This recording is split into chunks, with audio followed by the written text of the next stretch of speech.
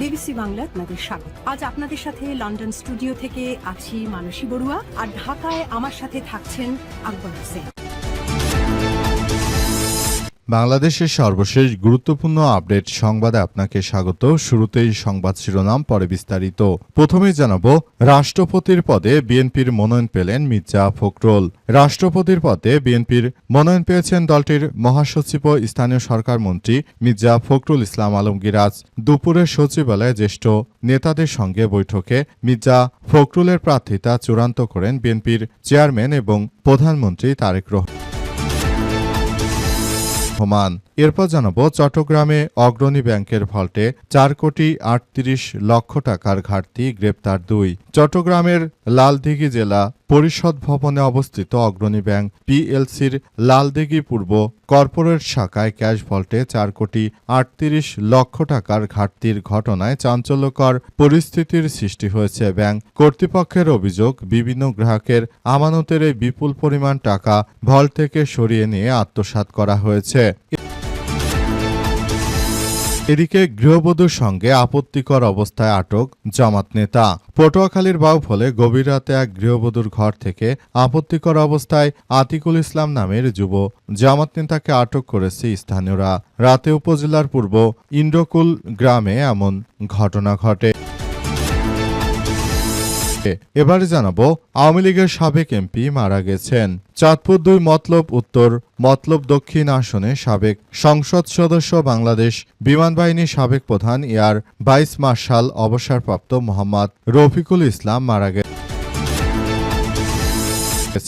এবং সর্বশেষ জানাবো, স্বামীর বিশেষ অঙ্গ কাটায় স্ত্রী গ্রেপ্তার। নারায়ণগঞ্জের সিদ্ধিরগঞ্জে স্ত্রীর ইচ্ছার বিরুদ্ধে শারীরিক সম্পর্ক স্থাপনের চেষ্টার অভিযোগে স্বামীর গোপন অঙ্গ কেটে দেওয়ার অভিযোগ উঠেছে এক নারীর বিরুদ্ধে। এই ঘটনায় মোসাম্মদ সাবিকুন্নাহার মিম 28 নামের ওই নারীকে আটক করার কথা জানিয়েছে সিদ্ধিরগঞ্জ থানা পুলিশ। আজ 7টার দিকে সিদ্ধিরগঞ্জের নাসিক 3 নম্বর ওয়ার্ডের দক্ষিণ সানারপাড় এলাকা থেকে তাকে আটক করা হয়। গত রাতে এই ঘটনা ঘটেছে।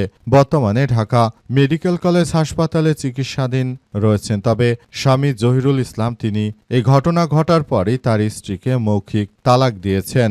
জহিরুল ইসলাম ময়মনসিংহ হালুয়াঘাট জামশেদ মোল্লার ছেলে এবং তার স্ত্রী একই এলাকার সাবিকুন্নাহার মিম মৃত মোস্তফা কামালের মেয়ে। তারা দক্ষিণ সানারপাড় এলাকায় শাহ আলম মিয়ার বাসায় বসবাস করছিলেন ভাড়াটিয়া হিসেবে। প্রিয় দর্শক, এতক্ষণ শুনছিলেন সংবাদ শিরোনাম, এবারে বিস্তারিত।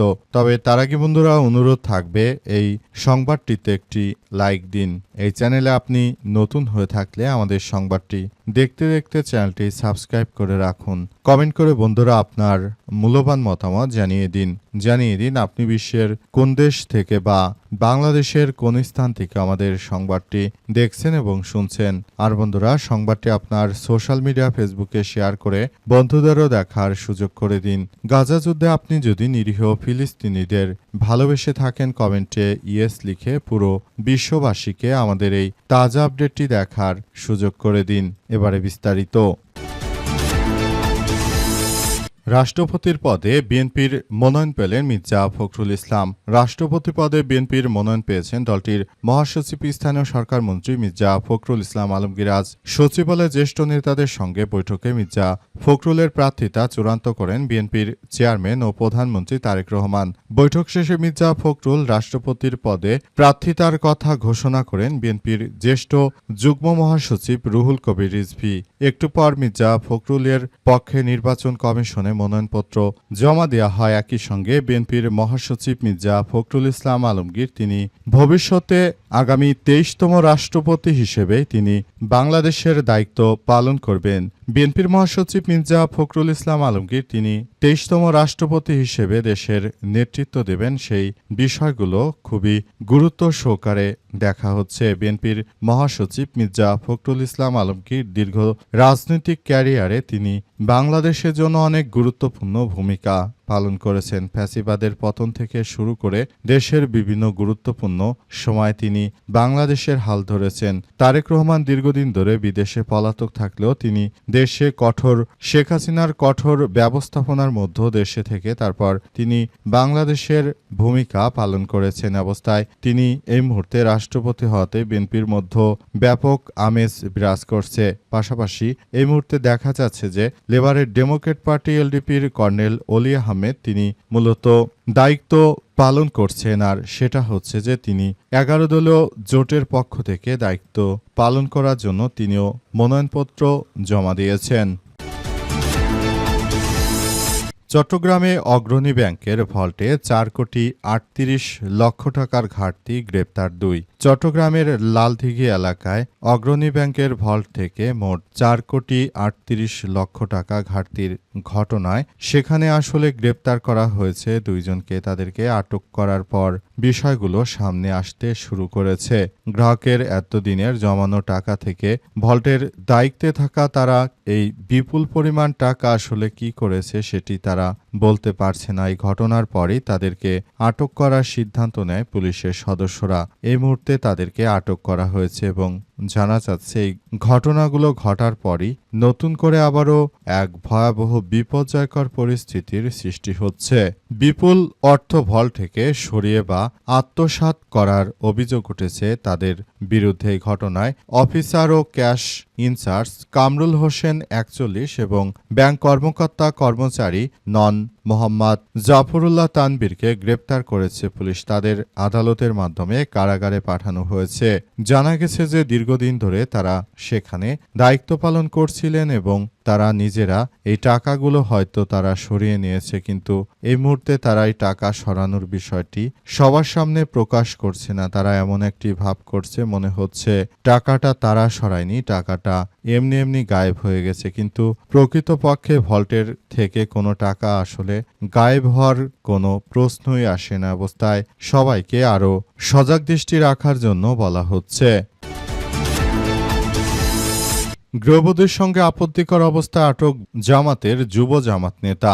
পটুয়াখালীর বাউফলে গভীর রাতে এক গৃহবধূর ঘর থেকে আপত্তিকর অবস্থায় আতিকুল ইসলাম নামের এক যুব জামাত নেতাকে আটক করেছে স্থানীয়রা। রাতে উপজেলার পূর্ব ইন্ডোকুল গ্রামে এমন ঘটনা ঘটে। আতিকুল ইসলাম উপজেলার সূর্যমণি ইউনিয়ন যুব জামাতের সেক্রেটারি। তিনি ওই গ্রামের সোবান হাওলাদারের ছেলে। সংশ্লিষ্ট সূত্র থেকে জানা গেছে যে প্রতিবেশী ওই গৃহবধূর স্বামী তার শ্বশুর বাড়িতে যান।